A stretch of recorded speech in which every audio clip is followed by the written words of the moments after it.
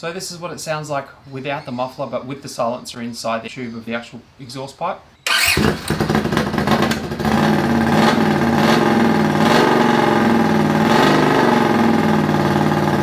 Now just taking this guy out.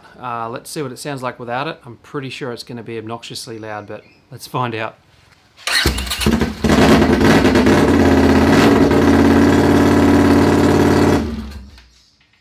Yep. Sorry neighbours. Now I'm going to put on the muffler that I built for this without that silencer in it and see what that sounds like. Alrighty.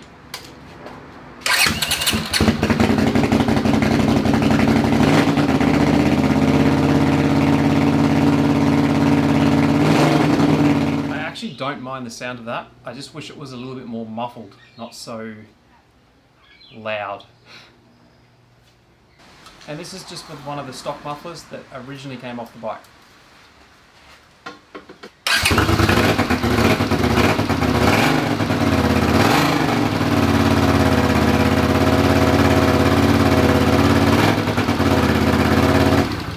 I think I'm going to leave that one on just for now until I sort out what I'm going to do with the other one.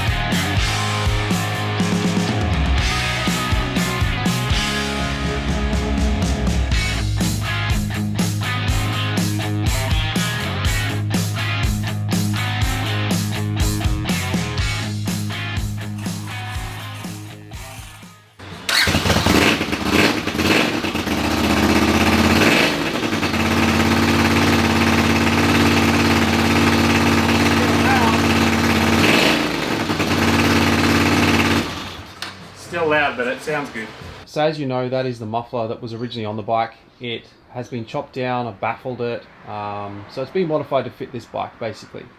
And it works, does the job. But I think personally I can get a better sound out of this bike with a different muffler. So I'm doing some experimentation. So before I decide to put a muffler on, I've got to reject the carbs. These are a 120 and a 90. I've got these. These are apparently the size you've got to go if you're going to put, pod filters on a Cx500 set of carbs, which I've done. So this is basically the sizes. Now I got given these by this guy here, so a huge shout out to this guy. Like I said, he just sent them to me. If you're looking for a set of jets for your carbs and you're in Australia, or even if you're not in Australia, definitely go and check him out. He actually has a website. I believe it's called motorfaction.org. If you're building a CX and you're looking for, how to do, forks, do something to them, or what different options you have, or how to rebuild parts of your engine or swing up, whatever it is, he's got a really well illustrated website that shows you step by step, basically almost like the workshop manual, but a little bit better illustrated. So yeah, go and check it out. If you're doing a CX and you probably have seen it. If you have searched in Google how to do something on a CX, you probably would have found his website, not even known.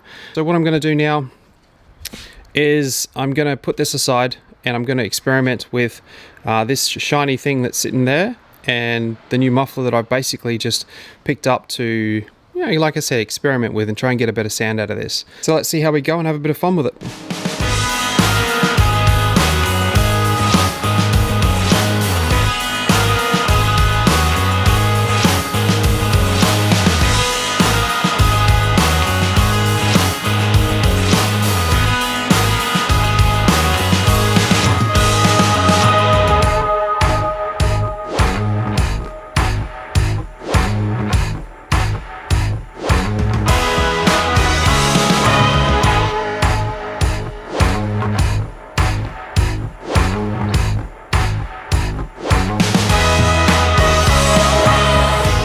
So this is the muffler I'll end up going with. I'll be putting it on an angle pretty much to copy that frame line there, so it'll sit just here.